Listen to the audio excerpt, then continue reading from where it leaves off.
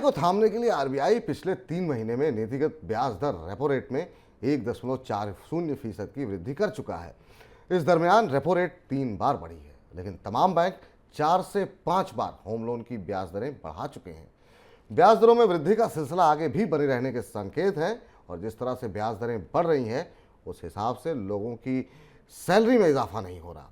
ऐसे में home loan को कैसे करें मैनेज, कैसे बनाए रणनीति, इस बारे में बातचीत के लिए हमारे साथ जुड़ चुके हैं हमारे आज के खास expert, tax and investment expert Balwant Jain ji. Balwant ji, बहुत बहुत स्वागत है आपका हमारे इस खास कार्यक्रम चैन की सांस में, और आज के इस कार्यक्रम में शामिल होने के लिए बहुत बहुत धन्यवाद सर आपका। तो पहला सवाल सर आपसे यही होगा कि जब भी होम लोन महंगा होता है तो बैंक अपनी ओर से ईएमआई की संख्या बढ़ा देते हैं। अब वो ऐसा क्यों करते हैं? इससे बैंकों को क्या फ़ायदा हो रहा है कि सीधे आपकी ईएमआई ना बढ़ा करके वो टेन्योर पीरियड बढ़ा देते हैं? देखिए, ऐसा है कि बैंक को जो टेन्योर बढ़ाने में क्या है, कोई ज़्यादा मेहनत नहीं करनी पड़ती है। ऑटोमेटिकली जैसे टेन्योर लंबा हो जाता है और ईएमआई बढ़ाने के लिए उनको वापस जो रेसिड्यू पीरियड वगैरह रिवर्क करना पड़ता है। दूसरा जो मेन कारण है कि बैंक जो है अपनी जो अर्निंग्स को बढ़ाना चाहती है, मतलब उसको टेन्योर है उसको एक्सटेंड करना चाहती है। जो बायर है उसको लंबे समय तक अपने पास रखना चाहती है, जिससे उससे जो इंटरेस्ट की इनकम है वो कंटिन्यूसली होती रहे। मेरे हिसाब से यही कारण होगा कि बैंक ईएमआई की रिवर्किंग नहीं करती है और टेन्योर ही बढ़ाती है। अच्छा, अगर ग्राहक के पास ये विकल्प हो कि वो ईएमआई की संख्या बढ़ाए या फिर अपना टेन्योर बढ़ाने का विकल्प मिले, तो कौन सा विकल्प सही रहेगा? अगर क्या अफोर्ड कर सकते हैं हम अतिरिक्त जो खर्चे आने वाले हैं ईएमआई की, अगर हमारी बढ़ रही है, तो क्या ईएमआई की रकम बढ़ाना सही होगा या फिर टेन्योर बढ़ाना सही रहेगा? देखिए, आपने जैसे बताया कि जैसे आपकी इंटरेस्ट रेट बढ़ गई तो आपके पास में दो ऑप्शन है। या तो आप अपनी जो ईएमआई है, ईएमआई की अमाउंट है वो बढ़ा दीजिए, या नंबर ऑफ ईएमआई बढ़ा दीजिए, मतलब टेन्योर बढ़ा दीजिए। अब ये किसके लिए क्या ऑप्शन विकल्प जो सही होगा, यह उस व्यक्ति विशेष की परिस्थिति पर निर्भर करता है। जैसे उदाहरण के लिए किसी ने जो लोन लिया है वो उनका लोन 60 साल, एग्जिस्टिंग जो लोन है वो 60 साल के पहले खत्म होने वाला नहीं है। और लेंडर नॉर्मली जो टेन्योर है वो बियॉन्ड 60 इयर्स नहीं देते हैं, क्योंकि 60 साल के बाद में लोगों की जो रिटायरमेंट हो जाती है, मतलब कमाना बंद कर देते हैं। तो अगर आपका पहले से ही जो टेन्योर है वो आपकी 60 साल की उम्र तक का है, तो आपके पास टेन्योर एक्सटेंड करने का तो ऑप्शन है ही नहीं। तो आपको इनवेरिएबली जो अपनी जो ईएमआई की अमाउंट बढ़ानी पड़ेगी।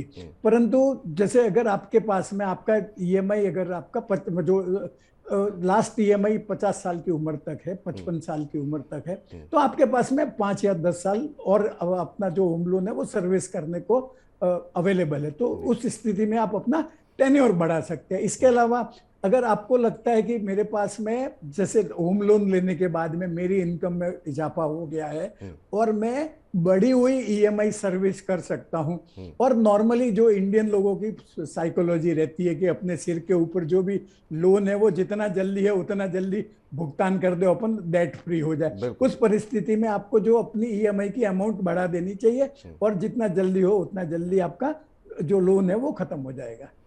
सामान्य तौर पर अगर विकल्प चुनना हो, मान लीजिए अगर एज फैक्टर को अगर हम दरकिनार कर दें, तो कौन सी स्थिति ज़्यादा बेहतर होगी आपके लिहाज से? अगर आपको सजेस्ट करना हो कि ठीक है, समय भी है, मान लीजिए कि 50 के आसपास वो लोन ख़त्म हो रहा है, रिटायरमेंट की कोई टेंशन नहीं है अभी, तो क्या ऐसे समय पर सिर्फ ईएमआई बढ़ाना ही बेहतर रहेगा? और अगर बैंक ने बढ़ा दी है, टेन्योर बढ़ा दिया है, ईएमआई नहीं बढ़ रही है, तो क्या इसके लिए विशेष प्रयास करने होंगे? बैंक को से कहना पड़ेगा कि आप टेन्योर मत बढ़ाइए, हम अपनी ईएमआई बढ़ाना चाह रहे हैं? क्या तरीका रहेगा? देखिए, जैसे आप बताएं कि आपका रिटायरमेंट आपका कंसर्न नहीं है, या आप साइकोलॉजिकली आप तैयार है कि मेरे ऊपर लोन है तो क्या हुआ, प्रॉपर्टी तो है मेरे पास में। ऐसी परिस्थिति में मेरा सुझाव बोरोर्स को रहेगा कि आप अपना जो टेन्योर है उसको एक्सटेंड कर दीजिए, क्योंकि आपको जो होम लोन का जो रीपेमेंट करते हैं और जो इंटरेस्ट का पेमेंट करते हैं उसका इनकम टैक्स एक्ट में बेनिफिट मिलता है। तो वो बेनिफिट अगर आप ईएमआई बढ़ाएंगे तो आपकी जो एटीसी का जो रीपेमेंट का डिडक्शन है वो 1.5 लाख रुपए तक ही है। इंटरेस्ट का जो पेमेंट है वो अगर सेल्फ ऑक्यूपाइड है तो 2 लाख रुपए तक ही डिडक्शन मिलता है। तो आपका ईएमआई बढ़ने से आपका इनकम टैक्स का बेनिफिट नहीं बढ़ेगा। पर अगर आप टेन्योर बढ़ा देंगे तो आप टैक्स का बेनिफिट अवेलेबल रहेगा। तो अगर आपके पास में मतलब सब ऑप्शंस अवेलेबल है, आप ईएमआई की बिल्कुल। अमाउंट भी बढ़ा सकते हैं और अगर टेन्योर भी बढ़ाने की परिस्थिति में है, एज फैक्टर आपके फेवर में है, तो मैं तो सुझाव दूंगा कि आपको अपना टेन्योर बढ़ा देना चाहिए और ब्याज की चिंता करनी नहीं। कई लोग कहते हैं कि नहीं आपका ब्याज ज्यादा जाएगा। अरे भाई, जितना पैसा आप वापरोगे बैंक का उतना ही तो ब्याज भरना है आपको। अगर मतलब जैसे अगर आप अपना पैसा कहीं निवेश करते हो, लंबे समय तक निवेश करोगे तो आपको लंबे लंबे समय तक उस पर रिटर्न मिलेगा। इसी तरह अगर आप बैंक का जो पैसा है लोन ज्यादा समय तक यूज करोगे तो आपको लंबे समय तक उसका इंटरेस्ट का पेमेंट करना पड़ेगा। पर मैंने जैसे बताया कि आपको जो टैक्स बेनिफिट का टेन्योर है वो होम लोन का टेन्योर के साथ साथ बढ़ जाएगा। तो ज़्यादातर जो हमारे दर्शक देख रहे हैं, अगर आप एज आपके साथ है, आपके फेवर में है, तो टेन्योर बढ़ाना ज़्यादा बेहतर विकल्प है। आप ये मत सोचिए कि लंबे समय तक आपके सर पे कर्ज है, बल्कि आप ये सोचिए कि आपको उतना ही ज़्यादा 80 में लाभ भी तो मिल रहा है, तो उससे आपके ऊपर बोझ भी नहीं पड़ेगा मासिक खर्च पर, और साथ ही साथ जो आपको लाभ मिल रहा है आपके इनकम टैक्स में वो भी मिलता रहेगा। अब अगला सवाल ये आता है कि अगर होम लोन का बढ़ने पर आमतौर पर बैंक लोन की जो अवधि बढ़ाते हैं, ऐसी स्थिति में जो इंश्योरेंस कवर होता है उनका क्या होता है? उसकी अवधि तो पहले से ही तय होती है कितने समय तक वो इंश्योर्ड रहेगा। इसमें क्या कुछ परिवर्तन होते हैं? इसके लिए क्या कुछ सजेस्ट करेंगे हमारे दर्शकों को आप? देखिए विपुल जी, ऐसा है कि जैसे आपने सही बताया कि आपका जो इंश्योरेंस लिया है वो तो आपका, अगर आपने बंडल्ड इंश्योरेंस लिया है जो आपका जो इनिशियल होम लोन का टेन्योर के साथ में ही टर्मिनेट होता है, परंतु आपने तो आपके पास कोई ऑप्शन नहीं है। आपका जो लास्ट वाला जो एक्सटेंडेड टेन्योर है उस पर कोई आपका जो इंश्योरेंस नहीं रहेगा। पर मेरा ऐसा मानना है कि जो एक्सटेंडेड टेन्योर के समय जो अमाउंट आउटस्टैंडिंग होगी वो एकदम नेग्लिजिबल होगी। जैसे आप सपोज करोड़ रुपए का लोन लिया है तो आप उस समय शायद 10-15 लाख रुपए से ज्यादा की आउटस्टैंडिंग होगी नहीं। परंतु अगर आपने स्टैंड अलोन टर्म प्लान लिया है तो आपको आपका जो टर्म प्लान है वो जरूरी नहीं है कि होम लोन की टेन्योर के साथ में को टर्मिनेट होगा। तो आप उसको अपनी जो जो स्टैंड अलोन टर्म इंश्योरेंस है उसको आगे भी कंटिन्यू रख सकते हैं। ठीक। अब अगला सवाल और बहुत महत्वपूर्ण सवाल ये है कि अब चूंकि कर्ज महंगा हो रहा है और उसके बाद बैंकों की ब्याज दरों में काफ़ी ज़्यादा अंतर हो गया और कई जगहों पर तो हम देख रहे हैं अंतर 1.5% के आसपास हो गया है। अब क्या होम लोन ट्रांसफ़र करने का विकल्प तलाश करना चाहिए? क्योंकि आजकल बहुत सारे मैसेजेस भी लोगों के आने शुरू हो गए हैं तमाम बैंकों के कि आप अपना लोन हमारे पास ट्रांसफ़र कराइए, चाहे वो होम लोन हो, पर्सनल लोन हो। तो दिन भर कई सारे मैसेजेस आपके पास भी आ रहे होंगे और मुझे लगता है ज़्यादातर लोग अब नए ग्राहक तलाशने की कोशिश कर रहे हैं। क्या इस विकल्प पर विचार करना चाहिए या फिर आपको लगता है कि स्विच करने में ज़्यादा मुश्किल होती है? देखिए, एक ऐसा है कि होम लोन ट्रांसफर की ऑप्शन डिस्कस करने के पहले मैं एक और ऑप्शन डिस्कस करना चाहूंगा। बिल्कुल। क्योंकि इंटरेस्ट रेट का जो साइकिल है वो रिवर्स हो गया है। तो अगर कोई लेंडर आपको फिक्स रेट का होम लोन देता है तो आप ट्रांसफर भी करवा दीजिए और फिक्स लोन का भी ले लीजिए। और अगर आपका जो एग्जिस्टिंग लेंडर है उसके पास भी जाके आप उसको कह सकते हैं कि आप ये जो मेरा जो इंटरेस्ट है उसको फिक्स्ड रेट रेजिम में शिफ्ट कर सकते हैं क्या। तो आपको हो सकता है थोड़ा बहुत प्रोसेसिंग फीस देना पड़ेगा। जहां तक होम लोन ट्रांसफर करने की बात है, अगर आपको आपका एग्जिस्टिंग लेंडर से कोई दूसरा lender come rate of interest पे अगर लोन ऑफर कर रहा है तो आपको जो प्रोसेसिंग कॉस्ट है, जो जैसे शिफ्ट करेंगे तो आपको जो प्रोसेसिंग फीस वहां पे देनी पड़ेगी, उसको कंसीडर करके देखना पड़ेगा कि आपका जो कितना टेन्योर बचा है, कितनी आउटस्टैंडिंग अमाउंट बची है और आपका कितना सेविंग हो सकता है। परंतु यह जो एक्सरसाइज कर लेने के पहले मैं आपको सजेस्ट करूंगा कि आपका जो एग्जिस्टिंग लेंडर है उनको ही जाके अप्रोच करिए कि भाई आपने तो इंटरेस्ट रेट बढ़ा दिया है और मेरे को मार्केट में कम रेट ऑफ इंटरेस्ट में होम लोन मिल रहा है तो मैं तो स्विच करूंगा। तो हो सकता है कि आपका जो एग्जिस्टिंग लेंडर है वही आपको आपकी रेट रिड्यूस करने को एग्री हो जाए। तो ये एक बहुत अच्छी बात आपने बताई कि मतलब अगर आप ट्रांसफ़र करने की सोच रहे हैं तो प्रोसेसिंग फ़ीस वगैरह तमाम चीज़ें पहले कैलकुलेट कर लीजिए, और दूसरा अगर आप सोच रहे हैं तो पहले एक बार अपने बैंक से ही बात कर लीजिए। और अगला सवाल भी यही है कि होम लोन ट्रांसफ़र कराने से पहले अपने मौजूदा बैंक से भी बातचीत करनी चाहिए। क्या मौजूदा बैंक के पास भी दरें कम करने की गुंजाइश होती है? ये अब आपसे जानना चाहेंगे कि ये जो आपने कहा कि बैंक से जब बात हम करें तो हमारे पास ऐसे कौन से तर्क होने चाहिए जिसकी वजह से आपको लगता है कि आसानी से बैंक इस बात पे स्वीकार कर लेगा? क्योंकि अगर बाकी जगहों पे तो सारे बैंकों को पता है कि सबकी ब्याज दरें क्या हैं, अगर वो अपनी ब्याज दरें कम नहीं कर रहे हैं तो उनके पास अपनी मजबूरी होगी। तो हम ऐसी कौन से तर्क रखें, ऐसी कौन सी बात रखें जिससे आपको लगता है कि वो कंसीडर कर लेंगे इस बात को? देखिए, सबसे बड़ा तर्क तो आप कह सकते हैं, अगर आपने आपकी ईएमआई एकदम रेगुलरली टाइम टू टाइम भरी है तो आप कॉन्फिडेंस से कह सकते हैं कि मैं बढ़िया कस्टमर हूं और आपको जो डिफॉल्ट की रिस्क है वो एकदम नेग्लिजिबल है। तो बैंक के पास में जो उसका रिस्क वेटेज के हिसाब से वो ऑप्शन रहता है कि आपको थोड़ा रेट कम करके दे देवे। और दूसरा तो तर्क यही है कि कहीं सस्ता मिल रहा है तो आप जैसे कहीं खरीदने जाते हैं, ऑनलाइन खरीदते हैं, ऑफलाइन खरीदते हैं, तो आप बोलते हैं ना, अरे ऑनलाइन तो इतने में मिल रहा है। तो यह तर्क यहाँ पे भी दे सकते हैं कि भाई अरे दूसरा बैंक तो मेरे को ½ % कम में दे रहा हूँ, 0.25% कम में दे रहा है। ये दो ही तर्क मेरे हिसाब से दिए जा सकते हैं। ठीक। परंतु अगर आप सर्विसिंग बराबर कर रहे हैं तो वो अपने आप में बहुत बड़ा तर्क है, क्योंकि जो लैंडर है उनको भी अच्छे ग्राहक की जरूरत है। मतलब जो होम लोन में या कोई भी लैंडिंग करते हैं उनकी ये कोशिश रहती है कि जो डिफॉल्ट है या एनपी है वो कम से कम हो। अगर आपका रीपेमेंट का हिस्ट्री बहुत अच्छा है तो वो अपने आप में प्रूफ है कि आपकी क्रेडिबिलिटी बहुत ज्यादा अच्छी है। अब एक सवाल जवाब का सिलसिला जो दर्शकों के है वो शुरू करें उससे पहले एक सवाल आपसे जानना चाहेंगे। कोई व्यक्ति अगर होम लोन लेना चाह रहा है, घर खरीदना चाह रहा है, हम अक्सर देखते हैं कि जैसे ब्याज दरें की साइकिल चेंज होती है, तमाम सुर्खियां अखबारों में बनने लगती हैं कि अब रियल एस्टेट के शेयर गिरने लगते हैं, लोगों को लगता है डिमांड कम हो जाएगी।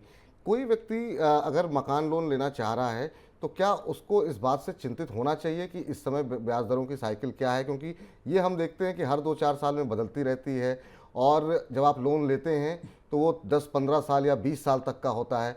तो किसी व्यक्ति को उस साइकिल का कितना ध्यान रखना चाहिए, या आपको लगता है कि ये तो चेंज होगी होगी, तो अगर जब आपके पास पैसे हों तभी घर लेना चाहिए और इस साइकिल के बदलने पर बहुत ज़्यादा चिंता नहीं करनी चाहिए? आप क्या कहना चाहेंगे? मेरे प्रश्न का जवाब, आधा जवाब तो विपुल जी आपने दे ही दिया है कि भाई आपको चिंता करनी नहीं चाहिए। जैसे इंटरेस्ट रेट का जो साइकिल है वो 5-7-8 साल रहता है, जिसमें ये ऊपर जाता है वापस नीचे आता है।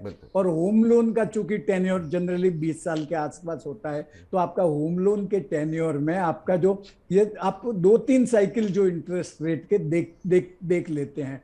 तो मेरे हिसाब से क्या रेट ऑफ इंटरेस्ट है वो मायने नहीं रखता है। आपको घर, आपने डिसाइड कर लिया है कि मुझे घर खरीदना है, कहाँ खरीदना है, और अगर आपके पास में जो पेमेंट करने को जो मार्जिन मनी है, जो आपका हिस्सा जो जनरली 20% है वो आपके पास में है, और आपको कॉन्फिडेंस है कि मैं जो होम लोन लूंगा उसकी ईएमआई में आराम से भुगतान कर पाऊंगा, तो आपको इंटरेस्ट रेट के साइकिल पे नहीं जाना चाहिए और आपको अपना जो घर खरीदने का सपना है वो पूरा करना चाहिए। चलिए, तो जो दर्शक देख रहे हैं उनके लिए बड़ा सुझाव है। बहुत लोग इस बात से घबरा जाते हैं कि आधा फीसद 1% ब्याज दरें बढ़ गई। तो अगर आपके पास पैसे हैं, आपने लोकेशन देख ली है, फ्लैट देख लिया, सिर्फ इस वजह से हिचकिचा रहे हैं कि ब्याज दरें थोड़ी सस्ती हो जाएं, तो लंबी अवधि का लोन ले रहे हैं आप, इस बारे में चिंतित ना होइए, क्योंकि कल हो सकता है ब्याज दरें थोड़ी सस्ती हो लेकिन आपको अपने पसंद की प्रॉपर्टी ना मिल पाए।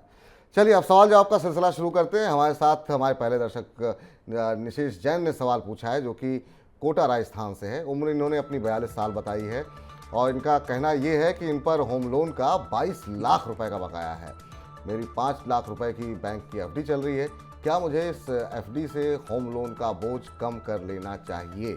ये बहुत लोग ये चाहते हैं कि उनके पास कहीं से कुछ पैसे हों तो पहले कर्ज उतर जाए, जिसका जिक्र भी आप कह रहे थे कि हम लोगों को एक बोझ लगता है जो भी हमारे सर पे कर्ज होता है। तो क्या इनको ऐसा करना चाहिए, या फिर जैसा कि अभी आप जिक्र कर रहे थे कि आपको बाकी बेनिफिट तो मिल रहे हैं होम लोन के, इनकम टैक्स के, एटीसी के अंदर, तो उसको आपको ज़्यादा चिंता नहीं करनी चाहिए, एफडी रखें, किसी दूसरे काम में लगाएं? देखिए, ऐसा है विपुल जी कि निशेष जी के पास में एफडी है और वो सोच रहे हैं कि मैं भुगतान कर दूं तो जिससे मेरी ईएमआई कम हो जाएगी। परंतु आपके पास में जो पैसा पड़ा है वो आप अगर एक बार को होम लोन का रीपेमेंट कर देंगे तो वो पैसा वापस आपको नहीं मिलेगा, और होम लोन का जो रेट ऑफ इंटरेस्ट वगैरह है वो कम होता है। तो मेरा सुझाव रहेगा कि आपके पास में आपने एफडी रखने का आपका पर्पज क्या था। कई बार ऐसा होता है कि आपका जो कंटिंजेंसी फंड है, इमरजेंसी फंड आप रखते हैं, आपके 6 महीने 8 महीने साल भर के खर्चे जितना, तो अगर आपके पास में आपने एफडी उस पर्पज से रखी है, या अगर आपके पास दूसरा कोई कंटिंजेंसी फंड नहीं है, तो मेरा सुझाव रहेगा कि कम से कम आने वाले 6-8 महीने के लिए आप अपना इमरजेंसी फंड जमा कर दें, और उसके बाद में अगर आपको लगता है कि मुझे तो सर पे डेट लोन का वजन नहीं चाहिए, तो आप भुगतान कर सकते हैं। परंतु अगर आपको लगता है कि मैं ईएमआई साल दर साल मंथ आफ्टर मंथ आराम से पेमेंट कर पाऊंगा, तो और अगर आप, चूंकि होम लोन का भी जो टेन्योर है वो लंबा पीरियड होता है, तो इसकी जगह आप एक काम कर सकते हैं कि अपना जो पैसा है वो आप एसआईपी के जरिए इक्विटी में निवेश करें, और अगर आपका 7 साल से लंबा टाइम हॉरिजन है तो जो आपका जो होम लोन पे जो ब्याज लग रहा है उससे ज्यादा रिटर्न आने की संभावना ज्यादा है, और उसमें भी आपका जो टैक्स बेनिफिट है वो आपका कंटिन्यू रहेगा। और जो इक्विटी पे जो लॉन्ग टर्म कैपिटल गेन पे टैक्स लगता है वो 1 लाख पे तो 0 रेट से लगता है, और उसके ऊपर 10% से है।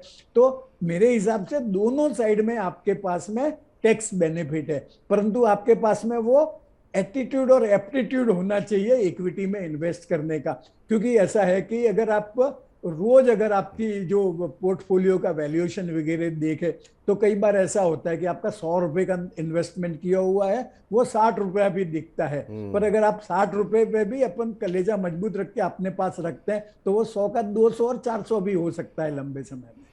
तो आपके लिए सलाह यही है कि आप घबराइए नहीं, अगर बल्कि आप अपना कर्ज हटाने के बजाय उसको पैसे को निकाल करके इक्विटी में एसआईपी के जरिए धीरे धीरे करके लगाना शुरू कीजिए और धैर्य के साथ बने रहिए। तो जो ब्याज आप उधर पे कर रहे हैं उसकी पूर्ति जो है वो आपको इक्विटी से होने वाली आय समझता, क्योंकि एफडी में जो रिटर्न मिलता है वो आप जानते हैं कि एक बड़ा हिस्सा उसका जो है या ज़्यादातर हिस्सा महंगाई खा जाती है। चले चलते हैं, अगले दर्शक का सवाल लेते हैं, और इनका सवाल ये है कि इनका एक पुराना होम लोन है और ये कह रहे हैं कि बैंक मुझसे 9% की दर से ब्याज वसूल रहा है, जबकि नए ग्राहकों को 7.5% पर होम लोन मिल रहा है। अब बैंक ऐसा क्यों करते हैं, मुझे क्या करना चाहिए? राकेश जी हैं उत्तर प्रदेश से कि भाई पुराने ग्राहकों से ज़्यादा पैसे क्यों वसूल रहे हैं और नए ग्राहकों से कम क्यों? अब देखिए विपुल जी, ऐसा है कि जो ग्राहक की जो है एक्विजिशन कॉस्ट होती है, और नॉर्मली जो व्यक्ति एक बार होम लोन लेता है फिर वो ध्यान ही नहीं रखता कि मेरी रेट ऑफ इंटरेस्ट बढ़ गई है या मेरे को सस्ते में कहीं मिल रहा है। तो जो बैंक है और लेंडर है उनका फोकस रहता है कि जितने ज्यादा से ज्यादा नए कस्टमर ज्वाइन किए जाए, जोड़े जाएं, उतने ज्यादा जोड़ने की कोशिश में रहते हैं, और इसके लिए वो उनको इंसेंटिव देते हैं, मतलब उनको कम रेट पे लोन देते हैं। अगर आपके ध्यान में आ गया कि बैंक नए कस्टमर को कम रेट पे होम लोन दे रहे हैं और आपका रेट ज्यादा है, तो आप बैंक को अप्रोच कर सकते हैं और आप बैंक को कह सकते हैं कि हमारा रेट भी कम करिए, नहीं तो मैं दूसरी बैंक में शिफ्ट हो जाऊंगा जिनके लिए मैं नया कस्टमर हूं और जहां पे मेरे को फेवरेबल रेट मिलेगी। तो जैसे अपन ने पहले भी डिस्कस किया, इस परिस्थिति में हो सकता है कि आपका जो बैंक है, लेंडर है, वो तैयार हो जाए आपको एट पार रेट जो नए को कस्टमर को देते हैं, और उसके लिए हो सकता है कुछ कन्वर्शन चार्जेस वगैरह लगे, तो वो वापस जो प्रोसेसिंग फीस है वो आप देख लीजिए कि आपकी जो कितना टेन्योर बचा है, कितनी अमाउंट आउटस्टैंडिंग है, और उसके बेसिस पे वो फीस जस्टिफाइड है या नहीं है। तो भवन जी, हर बार की तरह इस बार भी आपसे बातचीत करके न सिर्फ आनंद मिला बल्कि बहुत सारी ज्ञान की बातें भी हमने जानी और होम लोन से जुड़ी तमाम समस्याओं का समाधान आपने किया है। लेकिन चलते चलते कार्यक्रम समाप्त होने का वक्त हो चुका है, तो आपसे जानना चाहेंगे कि 2-3 ऐसे पॉइंट्स, 2-3 ऐसे बिंदु क्या होने चाहिए जो एक ग्राहक को घर खरीदते समय, होम लोन लेते समय ध्यान रखने चाहिए, जो गलतियां लोग करते हैं, जो जिस पे उनको ध्यान देना चाहिए?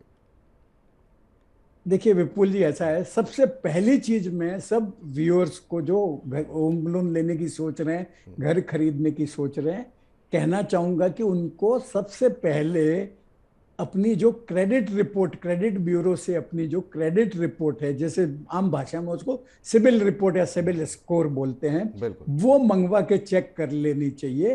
क्योंकि उसमें हो सकता है कोई किसी की गलत एंट्री आपके उसमें आ गई हो, और अगर कई बार ऐसा होता है कि आपने पेमेंट, एडवांस पेमेंट कर, टोकन पेमेंट कर दिया और फिर आपको लगा कि भाई आपके सिबिल की वजह से आपका लोन पास नहीं हो रहा है, तो आप पहले अपनी जो सिबिल रिपोर्ट है वो मंगवा के देख लीजिए कि वो बराबर है कि नहीं है, मतलब उसमें कोई गलत एंट्री तो नहीं आई है। दूसरा, आपको मतलब बहुत एक साथ बहुत सी जगह पर लोन के लिए अप्लाई नहीं करना चाहिए, क्योंकि आपकी जो लोन एप्लीकेशन वगैरह है, कितनी जगह आपने लोन के लिए अप्लाई किया है, वो भी आपका सिबिल की रिपोर्ट में रिफ्लेक्ट होता है, जिससे ऐसा लगता है कि आप क्रेडिट के भूखे हैं, मतलब आपको कहीं से क्रेडिट मिल नहीं रही है, आप इसके लिए सब जगह हाथ पे पसार रहे हैं। तीसरी बात ऐसा है कि आप जो रेट ऑफ इंटरेस्ट है उसकी चिंता नहीं करिए, और आपको जैसे पहले भी डिस्कस किया कि आपको जब पैसा हो गया है, आपने सिटी डिसाइड कर लिए, आप अपना घर ले लीजिए। और एक और राय दूंगा कि जो होम लोन लंबे टेन्योर का है, इंटरेस्ट रेट बढ़ेगी घटेगी, आप अगर कंफर्टेबल है तो इवन पार्ट पेमेंट भी नहीं करिए। मतलब कई लोग अपना प्री पेमेंट कर देते हैं, सोचते हैं मेरा तो 20 साल का लोन था, मैंने 10 साल में कंप्लीट कर दिया। मेरी राय में तो आपका जितना टेन्योर है उतना टेन्योर चलने दीजिए। आपको जो डॉक्यूमेंट भी नहीं संभालना है, आपके डॉक्यूमेंट बैंक संभालेगा, और आपको इनकम टैक्स के बेनिफिट वगैरह मिलेंगे। अगर आपके पास सरप्लस पैसा है तो आप, मैंने जैसे बताया कि लंबे समय के लिए ही आप इन्वेस्ट करेंगे, तो आप इक्विटी में डाल दीजिए। बस यही मैं बताना चाहूँगा। बहुत अच्छी अच्छी बातें बताई, बहुत बहुत शुक्रिया, बहुत बहुत धन्यवाद आपका बलवंत जी, आज के इस कार्यक्रम में जुड़ने के लिए और तमाम अच्छी बातें बताने के लिए होम लोन से जुड़ी हुई।